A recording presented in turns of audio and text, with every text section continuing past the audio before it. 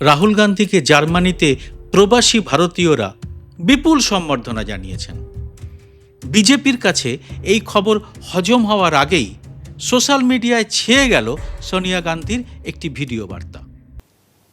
20 साल पहले डॉक्टर मनमोहन सिंह जी प्रधानमंत्री थे, तब संसद में मनरेगा कानून आम राय से पास किया गया था। সোনিয়া গান্ধীকে যারা কাছ থেকে দেখেছেন তারা জানেন তিনি কম কথা বলেন, শোনেন বেশি। তার রাজনীতিও পরিশীলিত এবং নিচু টোনে বাঁধা থেকেছে সবসময়। একসময় তিনি প্রধানমন্ত্রীর পদ ত্যাগ করেছেন অনেক জোরাজুরি উপেক্ষা করেই। সম্প্রতি দীর্ঘদিন প্রায় নেপথ্যে থাকার পর অসুস্থতা কাটিয়ে তাহলে কি সোনিয়া গান্ধী ফের সক্রিয় রাজনীতিতে ফিরছেন? এটা নিয়েই এখন দিল্লির রাজনীতি সরগরম। আর এটা কি শুধু ইন্ডিয়া জোটের মধ্যেই সীমাবদ্ধ, না বিজেপির এনডিএ জোটের অনেক শরিক দলও কি সোনিয়া গান্ধীর কাছ থেকে একটি বার্তা পেয়ে গেলেন? বিজেপির গুজরাটি লবি এর মধ্যে কি কোনো খতরার ঘণ্টি শুনতে পাচ্ছে? এই এপিসোডে সোনিয়ার 20 বছর আগের কথা মনে করিয়ে দেওয়া ভিডিও নিয়ে তো আলোচনা করবই, সেই সঙ্গে বুঝে নেওয়ার চেষ্টা করব নতুন আর কি ঘটতে চলেছে ভারতীয় রাজনীতিতে। অমিত শাহ উত্তেজিত হয়ে এবারের শীতকালীন সংসদে ঘোষণা করেছিলেন, কাকে কি উত্তর দেব সেটা আমি ঠিক করব। এমন বিচিত্র এবং দাম্ভিক উত্তরে কি পিলে চমকে গেছে এনডিএর শরিক দলগুলোরও? চমকে যাওয়ারই কথা। একনায়কের শর্ত একেই বলে। দেশের তামাম শরিক দলগুলো কি সোনিয়ার আগমনে এবার একটু খুশি হবে? তারা কে কিভাবে নিতে পারে অনেক দিন পরে সক্রিয় হওয়া সোনিয়া গান্ধীকে? এপিসোডটি ভালো লাগলে এটি লাইক ও শেয়ার করে আরও মানুষের কাছে পৌঁছে দিতে ভুলবেন না।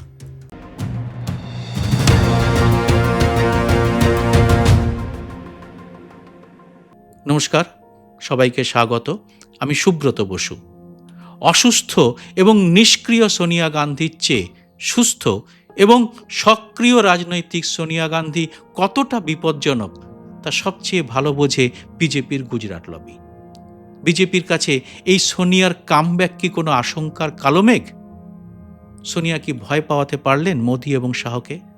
যদিও মোদি এবং অমিত শাহর এই বিজেপির সবথেকে বড় শক্তি হল ইডি এবং সিবিআই এবং গদি মিডিয়ার যুগলবন্দি, যেটা অটল বিহারী বাজপেয়ীর সময় ছিল না। অটল বিহারী বাজপেয়ীর রাজনীতি এবং সোনিয়া গান্ধীর রাজনীতির মধ্যে একটা মুখ্য মিল ছিল, তা হলো এই দুজনই রাজনীতিটাই প্রধানত করতেন। সেখানে ইডি সিবিআই বা অন্যান্য সংস্থার ভয়ের আবহ ছিল না। কথায় কথায় কেউ কাউকে দেশদ্রোহী তকমা দিয়েও দিতেন না। তা অসুস্থ এবং বৃদ্ধ সোনিয়াকে কেন ভয় পেতে হবে মোদি বা অমিত শাহ? এবার বরং সেই বিশ্লেষণে ঢোকা যাক। 2004-এ কংগ্রেস বা বিজেপি কেউই সংখ্যাগরিষ্ঠতা এককভাবে পায়নি। কংগ্রেস পেয়েছিল 145টি আসন আর বিজেপি পেয়েছিল 138টি আসন। কংগ্রেস সরকার গড়েছিল বিভিন্ন শরিকদের নিয়ে এবং 2004 এবং 2009-এ বিজেপিকে ধরাশয়ী করে শরিক সংগ্রহে কংগ্রেস যে এগিয়েছিল তার অন্যতম প্রধান কারণ হলেন সোনিয়া গান্ধী। জোটের প্রধান মুখ হলেও সোনিয়া গান্ধী নিজেকে লো প্রোফাইলে রেখেছিলেন সবসময়। ফলে তার পক্ষে চন্দ্রবাবু নাইডু, মমতা ব্যানার্জি, নীতিশ কুমার কিংবা ওই রাজ্যেরই লালু প্রসাদ যাদব অথবা রামবিলাস পাসওয়ানের সঙ্গে জোট বাঁধতে খুব একটা অসুবিধা হয়নি বামেদের পাশে পেতেও। তবে 20 বছর আগে ভারতের রাজনীতির আবহাওয়াটা একেবারে অন্যরকম ছিল। মিডিয়ার তখন মেরুদণ্ড সোজা ছিল। এবারে সদ্য সমাপ্ত সংসদের শীতকালীন অধিবেশনে রাহুল গান্ধী সরকারকে কয়েকটি নির্দিষ্ট প্রশ্ন করেছিলেন। প্রত্যেকটি প্রশ্নই ছিল নির্বাচনের নানা অনিয়ম নিয়ে। তিনি তথ্যসহ যে সমস্ত অনিয়ম 3টি প্রেস কনফারেন্সে প্রকাশ করেছেন। কিন্তু তার উত্তর দিতে গিয়ে অমিত শাহ যে বিরক্তি এবং তীব্র প্রতিক্রিয়া দেখিয়েছেন তাতে ঘাবড়ে যাওয়ার কথা বিজেপির শরিক দলগুলোরও। অমিত শাহ বলেছেন, আমার মর্জি, আমি ঠিক করব কাকে কখন কোন উত্তর দেব। তিনি রাহুল গান্ধীর চ্যালেঞ্জও গ্রহণ করেননি। নরেন্দ্র মোদী এবং অমিত শাহর এই মর্জি মাফিক উত্তর দেওয়ার রাজনীতির যে শক্তি, তার উৎস কি? এর উৎস নির্বাচন কমিশনকে দেওয়া অমিত শক্তি, জানিয়ে প্রশ্ন করেছিলেন রাহুল গান্ধী। এই একই প্রশ্ন তুলেছেন অর্থনীতিবিদ পরাকলা প্রভাকর থেকে শুরু করে বহু বিশিষ্ট মানুষ। কিন্তু নির্বাচন কমিশনের এই ঐশ্বরিক শক্তি নিয়ে আলোচনা নয়, মোদি এবং অমিত শাহ জুটি ওই অস্বস্তিকর প্রশ্ন এড়াতে সামনে এনেছিলেন মনরেগা পাল্টে দেওয়ার মতো এক অদ্ভুত আইন। আর তাতেই কি মুহূর্তে বদলে গেল ভারতের রাজনীতির প্রেক্ষাপটের একটা বড় অংশই? 20 বছর আগে মনরেগা প্রকল্পের পেছনে যাদের মস্তিষ্ক ছিল তাদের একজন সোনিয়া গান্ধী, এবং এই প্রকল্পের সুবিধে শুধু কংগ্রেস শাসিত রাজ্য নয়, অকংগ্রেস শাসিত রাজ্যগুলো তখন সমানভাবে পেয়ে এসেছিল। বিজেপির শরিক দলগুলোর মধ্যেও এই মনরেগা প্রকল্পের সুবিধা প্রাপকেরা রয়েছেন, যাদের এখন মাথা ব্যথা হচ্ছে 40% টাকা দেওয়া নিয়ে। সুতরাং একটি মোক্ষম অস্ত্র এবার হাতে পেয়ে গেলেন কি সোনিয়া গান্ধী? শীতকালীন অধিবেশনে তাকে দেখা যাচ্ছিল ধীরে ধীরে সক্রিয় হতে। সংসদের বাইরে এসে রীতিমতো তিনি স্লোগান দিচ্ছিলেন, একসঙ্গে হাঁটছিলেনও, এবং অবশেষে প্রিয় একটি বিষয় পেয়ে একটি 3 মিনিট 42 সেকেন্ডের ভিডিও বার্তা দিয়েছেন তিনি। मोदी सरकार ने इस कानून को कमजोर करके देश के करोड़ों किसानों, श्रमिकों और भूमिहीन ग्रामीण वर्ग के गरीबों के हितों पर हमला किया है। इस हमले का मुकाबला करने के लिए हम सब तैयार हैं। সোনিয়া গান্ধী যে এমন তীব্র ভাষায় বিবৃতি দিতে পারেন মনরেগার উপরে, তার সম্ভবত কোনো ধারণাই ছিল না বিজেপির গুজরাট লবির। 20 ডিসেম্বর সোনিয়া গান্ধীর ওই ভিডিও বার্তা যখন প্রকাশিত হচ্ছে, সেই সময় রাহুল গান্ধী বিদেশ থেকে তার সফর শেষ করে ফিরে আসছেন। রাহুলের জার্মানি সফরে যেভাবে তাকে নিয়ে প্রবাসী ভারতীয়রা উচ্ছ্বাস দেখিয়েছেন, যেভাবে জার্মানির রাজনৈতিক মহল এবং আন্তর্জাতিক মিডিয়া উৎসাহ দেখিয়েছে, আলোচনা করেছে, এবং তার যে সমস্ত ভিডিও এবং স্টিল ছবি সামনে এসেছে, তাতেই বেসামাল বিজেপি।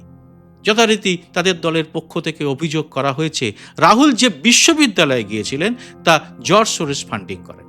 অথচ জর্জ সোরেস গোটা পৃথিবীতে অন্তত 55টি কলেজকে ফান্ডিং করেন এরকমভাবেই। বিজেপির যুক্তি এক্ষেত্রে আর টেকে কি? রাহুলকে নিয়ে বিদেশের এই খবরের ঘোর কাটতে না কাটতেই মনরেগা নিয়ে এসে গেল সোনিয়া গান্ধীর এই ভিডিও বার্তা। কিন্তু এটা কি সোনিয়া গান্ধীর শুধুমাত্র একটি ভিডিও বার্তা? সোনিয়া কি নতুন করে আর একটি ফ্রন্ট দিয়ে তার শরিকি রাজনীতির তাস ফেলতে চলেছেন? শরিকি রাজনীতিতে সোনিয়া কংগ্রেসকে নেতৃত্ব দিলে তিনি অন্যদের চেয়ে, এমনকি মোদি শাহের চেয়েও 10 হাত এগিয়ে থাকবেন, এটাই বাস্তব।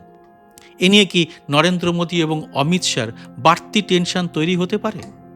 হতেই পারে, কারণ তার কারণ আছে। কারণগুলো শুনুন। মমতা কিংবা কেজরিওয়াল, শারদ পাওয়ার কিংবা নীতিশ কুমার, এদের প্রত্যেকের সঙ্গে সোনিয়া গান্ধীর যে কোনো কারণেই হোক রাজনৈতিক সম্পর্ক এবং ব্যক্তিগত সম্পর্কের রসায়ন চমৎকার।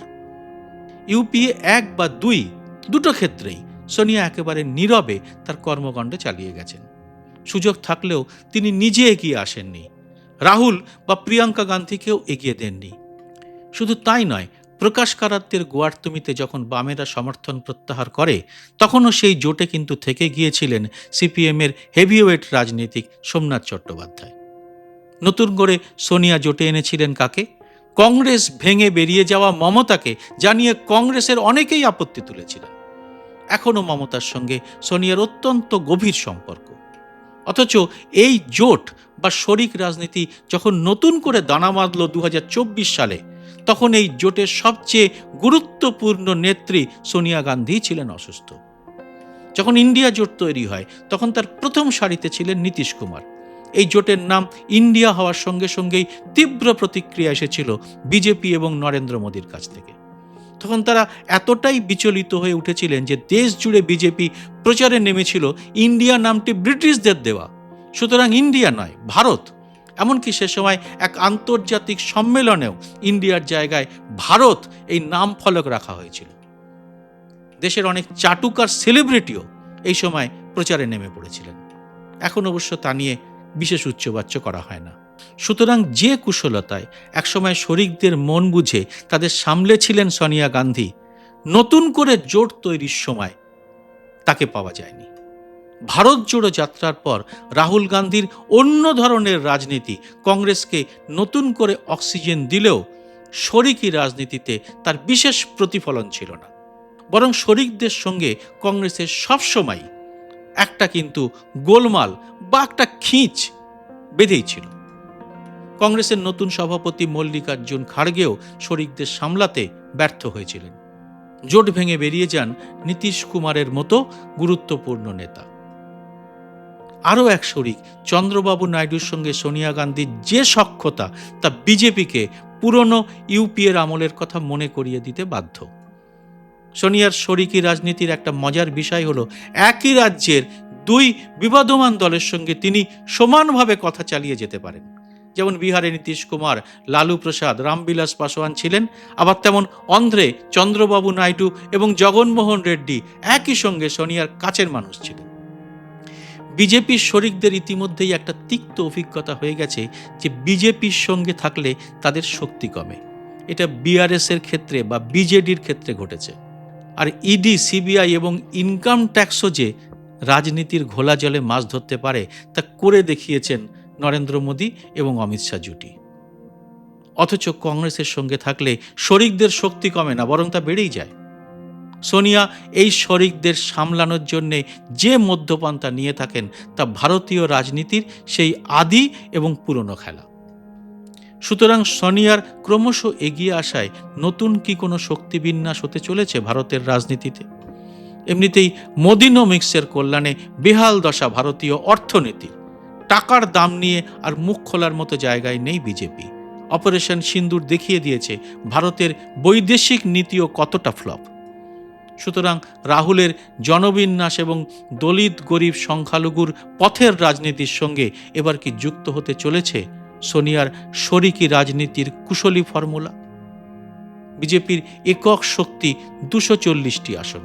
শরিকদের একটি অংশ সরে গেলে উল্টো দিক থেকে 234 আসনের ইন্ডিয়া জোট যে ঝড় তুলবে তা বিলক্ষণ জানেন মোদি শাহ।